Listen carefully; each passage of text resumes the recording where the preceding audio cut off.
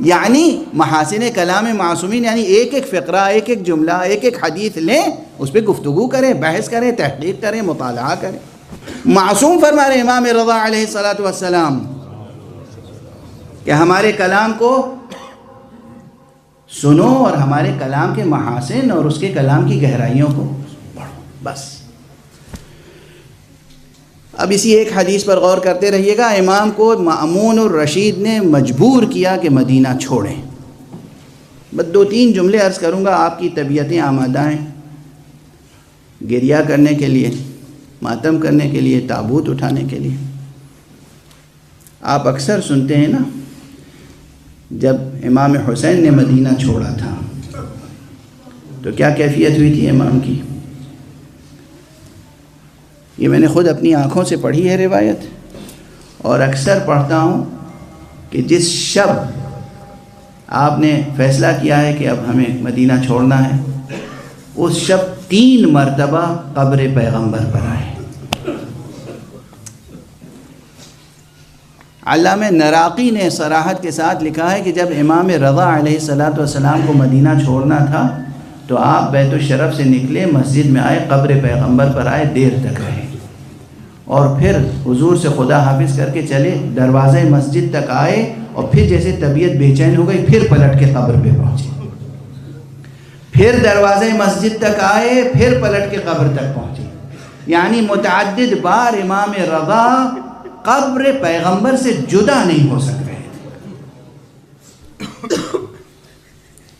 اپنا حوالہ نہیں دینا چاہیے ہر موقع پر، مگر میں ایک انسانی تجربے کو نقل کر رہا ہوں۔ ایک مرتبہ میں حرم امام رضا علیہ السلام میں مشرف ہوا، یہاں سے لندن سے گیا زیارت کے لیے، 3-4 دن کا قیام تھا مختصر۔ جو آخری زیارت کے لیے گیا رخصت کے لیے، تو عجیب کیفیت تھی، اور وہیں میں یہ سوچ کر اشکبار ہوا اور امام کو مخاطب کر کے کہا، آقا میرا جی نہیں چاہ رہا ہے کہ آپ کے حرم کو چھوڑ کر، آپ کی زرعی کو چھوڑ کر میں واپس لندن جاؤں۔ واقعاً کس طریقے سے آپ نے مدینہ چھوڑا ہوگا، کس طریقے سے آپ نے نانا کی قبر مبارک کو چھوڑا ہوگا، کس طریقے سے حسین نے قبر کو چھوڑا ہوگا۔ تو یہ روایت میں نے آج دیکھی، علامہ نراقی نے لکھی ہے، بار بار امام رضا تشریف لے جاتے تھے اور واپس آتے تھے۔ بالآخر امام رضا نے مدینے کو ترک کیا اور سفر طے کیا۔ سفر میں ہر مقام پر معجزات اور کمالات کا اظہار ہوتا رہا، یہاں تک کہ طوس پہنچے۔ جب طوس پہنچے تو سیدھے اس گنبد میں پہنچے جو مقبرہ بنا ہوا تھا ہارون الرشید کا، اور اس کی قبر کے سامنے ایک قبر کا نشان بنایا اور خوب گریہ کیا، اور اپنے ساتھیوں سے کہا، یہ میری قبر یہاں بنے گی۔ تم کیا سمجھتے ہو؟ تم ہمیں مبارکباد دے رہے ہو کہ ہم ولی عہد بنائے جائیں گے؟ بہت جلد ہماری شہادت ہو جائے گی، زہر کے ذریعے سے ہمیں شہید کیا جائے گا۔ اس کے بعد آپ مرو تشریف لے گئے، تفصیلات سے آپ حضرات خوب آگاہ ہیں۔ مختصر مدت میں مأمون نے وہ سازش تیار کر لی، وہ منصوبہ تیار کر لیا کہ ایک مرتبہ امام رضا کو طلب کیا، اور زہر میں بجھے ہوئے انگور سامنے رکھے۔ امام رضا علیہ السلام اپنے ملازم سے یہ کہہ کے گئے تھے کہ میں جا رہا ہوں، اگر میں نکلوں اس کیفیت میں کہ سر پر ردا ہو تو سمجھ لینا مجھے زہر کھلا دیا گیا۔ امام تشریف لے گئے۔ مامون نے اس وقت بظاہر بہت احترام کیا، تعظیم، تکریم، بہت تملق سے پیش آیا، لیکن وہ زہر میں بجھے ہوئے انگور سامنے رکھ دیے اور باصرار کہا، فرزند رسول اسے کھائیں، اسے تناول فرمائیں۔ امام نے کہا، نہیں، میں اس وقت اسے نہیں تناول کر سکتا۔ امام نے انکار فرمایا اتمام حجت کے لیے، لیکن اس نے اصرار کیا، تاکید جابرانہ، تاکید حاکمانہ۔ امام کو جب وہ چند انگور، 3 دانے انگور، زیادہ نہیں، 3 دانے انگور تناول فرمائے، اور بس اس کے بعد طبیعت متغیر ہوئی، چہرے کا رنگ بدلا، سر پہ ردا ڈالی، اٹھے۔ مامون نے کہا، فرزند رسول کہاں جا رہے ہیں؟ کہا، جہاں تو بھیجنا چاہتا ہے، جہاں تو بھیجنا چاہتا ہے میں وہیں جا رہا ہوں۔ تشریف لائے، سیدھے اپنے حجرے میں تشریف لے گئے جہاں قیام تھا، اور اپنے ملازم سے وصیت کی دروازہ بند کر دو، دیکھو ابھی میرا بیٹا آ جائے گا، میرا بیٹا آ جائے گا۔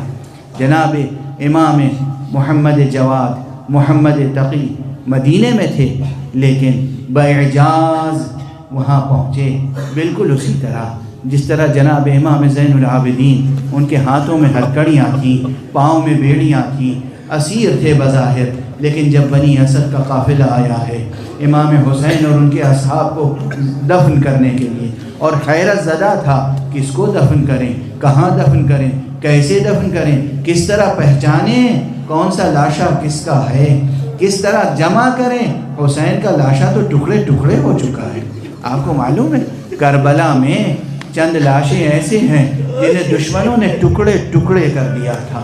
یہ روایتیں کم پڑھی جاتی ہیں، بہت کم پڑھی جاتی ہیں، لیکن میں نے اپنی آنکھوں سے یہ روایت پڑھی، اور معتبر علماء نے لکھی یہ جو دو عظیم جنازے لاشیں ٹکڑے ٹکڑے کیے گئے کربلا میں، ایک حضرت عباس کا لاشا، ایک حضرت علی اکبر کا لاشا تھا، جو آقا حسین کی شہادت کے بعد ٹکڑے ٹکڑے کیا گیا ہے۔ علامہ طاہر سماوی نے یہ روایت بڑی تفصیل سے لکھی ہے۔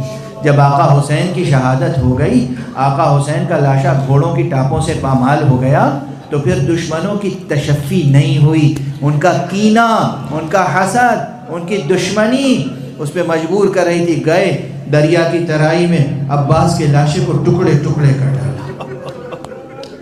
اسی لیے علامہ سید مہدی بحر العلوم، ان سے کسی نے پوچھا یہ بتائیے آقا عباس کا قد تو بہت بلند تھا، بہت قوی تھے، بہت بلند قد تھا، لیکن ہم جب جا کے دیکھیں تو تعویذ قبر بہت چھوٹا ہے، مختصر سی قبر بنی ہوئی ہے۔ آپ تڑپ تڑپ کے رونے لگے، خوب گریہ کیا، کہا تم نے عجب سوال کیا ہے، کیسے جواب دوں؟ تمہیں معلوم ہے دشمنوں نے عباس جری کے لاشے کے ٹکڑے ٹکڑے کر دیے تھے، سید سجاد نے ان ٹکڑوں کو جمع کر کے ایک چھوٹی سی قبر میں دفن کر دیا۔ یہی کیفیت حضرت علی اکبر کے لاشے کے ساتھ ہوئی ہے، یہی کیفیت۔ جناب علی اکبر جوان تھے، جوان رعنا، انسان کامل ہر اعتبار سے۔ جناب علی اکبر بھی انسان کامل تھے ہر اعتبار سے۔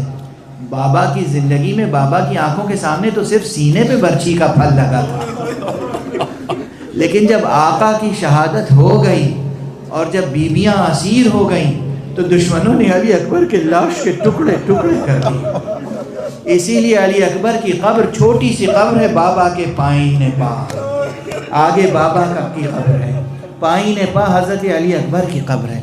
یہ قبریں جناب سجاد نے آ کر بنائی ہیں، بظاہر اسیر تھے، بظاہر دور تھے، لیکن تشریف لائے۔ اسی طرح جناب امام رضا کی جب شہادت واقع ہو گئی تو جناب امام محمد تقی علیہ السلام تشریف لائے، بابا کو غسل دیا، کفن دیا اور قبر میں اتارا، قبر میں اتارنے میں مدد کی۔ کچھ دیر جب تک مصلحت تھی ظاہر رہے، جب مصلحت نہیں تھی غیبت اختیار فرمائی، لیکن بابا کو قبر میں اتارا۔ بس اب بطور تسلی، بطور تعزیت یہی جملہ عرض کر سکتا ہوں، جناب مولا امام محمد تقی کی بارگاہ میں آقا آپ نے غسل تو دیا، آپ نے کفن تو دیا، آپ نے بابا کا جنازہ شان سے اٹھتے ہوئے تو دیکھا، آپ کو کسی نے گریہ کرنے پر تماچے تو نہیں لگائے، مگر ہائے کربلا کا حسین کہ جس کے اوپر گریہ کرنے والی بچی کو گریہ نہیں کرنے دیا گیا بلکہ مسلسل رخساروں پر تماچے لگائے۔ انا للہ و انا الیہ راجعون، رضا بقضائہ و تسلیما لامرہ۔ پروردگار ہمیں علوم قرآن اور معارف اہل بیت سے آشنا فرما، پروردگار ہماری اس عبادت اعزاء کو قبول فرما، پروردگار ان عزاداروں کی مغفرت فرما، پروردگار ہمیں علم اور محبت سکھا دے، ہمارے وجود میں علم اور محبت کے تخم پروان چڑھا، پروردگار ہمارے ولی اعص کو اذن ظہور عطا فرما، ان کے ہاتھوں سے اپنی رحمت و رافت و عدالت کا